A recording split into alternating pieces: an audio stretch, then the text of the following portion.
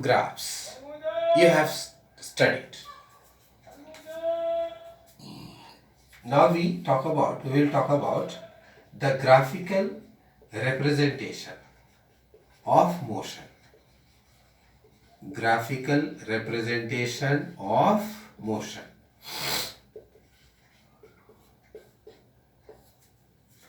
Various types of graph, that is line graph,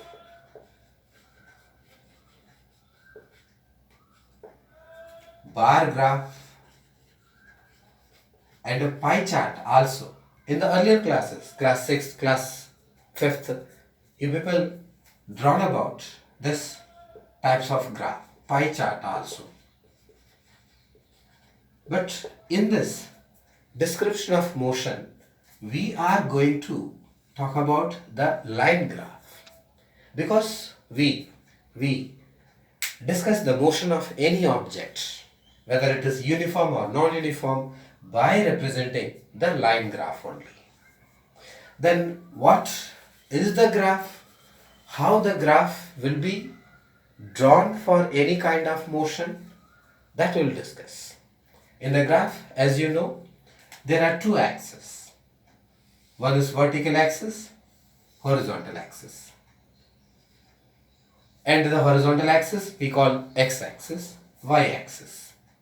And these two axes are used for representing two variables. One variable, one quantity on the x-axis, another quantity on the y-axis. Here, the point where the two axes are meeting is known as origin, that is 0. At this, we take this quantity, whatever the quantity which we are going to represent in this, its value is 0, and for this quantity is also the value is 0. Now we are going to use two quantities to represent the motion of an object, and the two quantities are distance traveled and the time taken. As the object is changing its position, its time is also noted. So we use the time and distance on these two axes. Now the question is, which quantity will be represented in the x-axis and on the y-axis? That is to be fixed. In these two quantities, in mathematics we say they are two variables. In these two variables, one is dependent, another one is independent. Independent means the variable, the quantity which does not depend on anything, which is not waiting for anyone. That is the independent. Here you see the time. It is independent. It never stops, never starts for anyone. It moves on its own. That's why we take the time is independent. Time is independent quantity or independent variable. And the other one is dependent. Other one is dependent variable. Why do we call this distance is the dependent variable? Because with respect to time, we are measuring the change of position, we are measuring the distance. The distance, it can change or it may not change, because if the object moves, the distance change. If it is not moving, not changing. So this is dependent. This distance depends on time.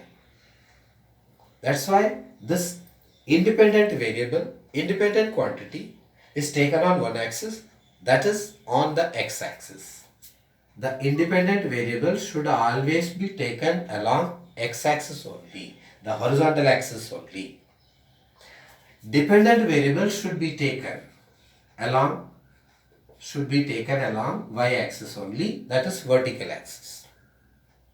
Always we must take the quantity which is independent should be on this axis, dependent quantity should be taken on the y-axis. Here onwards we are going to say this is distance axis, this is time axis. We are not going to say this is x-axis, this is independent axis. We say this is time axis and a distance axis. Now we are going to represent the motion of object. How does the distance is changing with respect to time? Already you have drawn various types of graph in the bar graph. Here we need only the line graph. Now if I take example distance time. Suppose in the beginning at time 0 seconds it covers 0 meter, that means it is at the origin. Then in the next 5 seconds it is in second, this is in meter.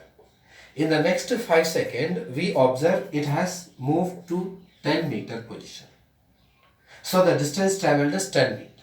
Then in the next 5 seconds, that is 10 seconds, it moves further, it is 20 seconds. Like this the position changes.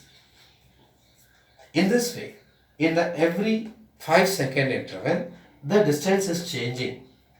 So how much the distance is changing? In the 5 second, distance travelled is 10 meter. In the next 5 second, distance travelled in this interval is again 10 meter. Here also it is 10 meter. Then we can calculate the speed in this case. If we calculate the speed, we will get in this interval, for speed you know the formula, distance upon time.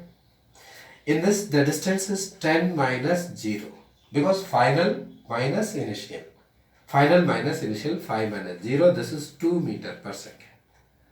Already this type of calculation discussed.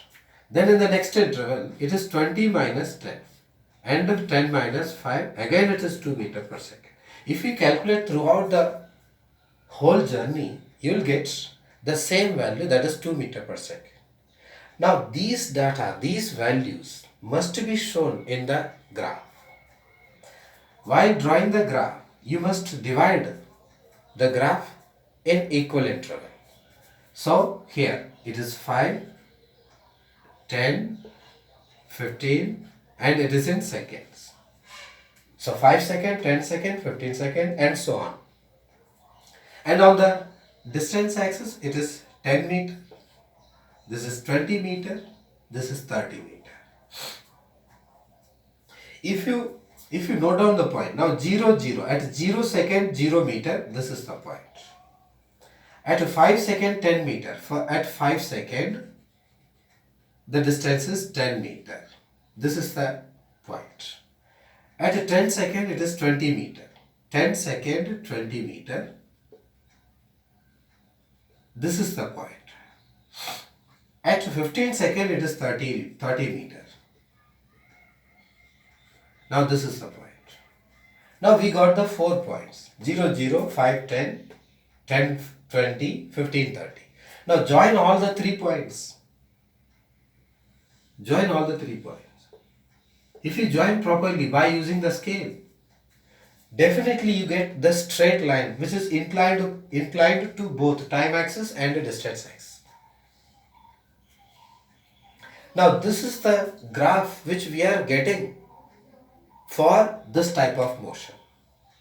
Here, since the speed is constant throughout the motion, we say it is in uniform motion or uniform speed.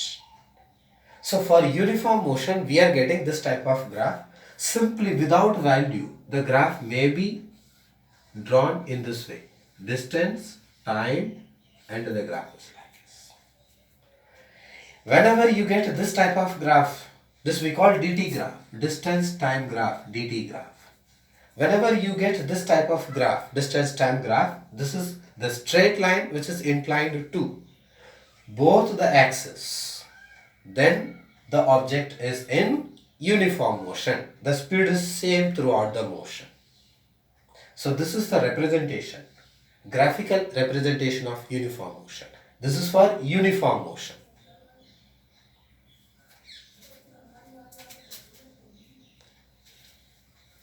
Then I will discuss that how to draw the graph for the non-uniform motion. In that case, we have the two things. Either the speed can increase or it decreases.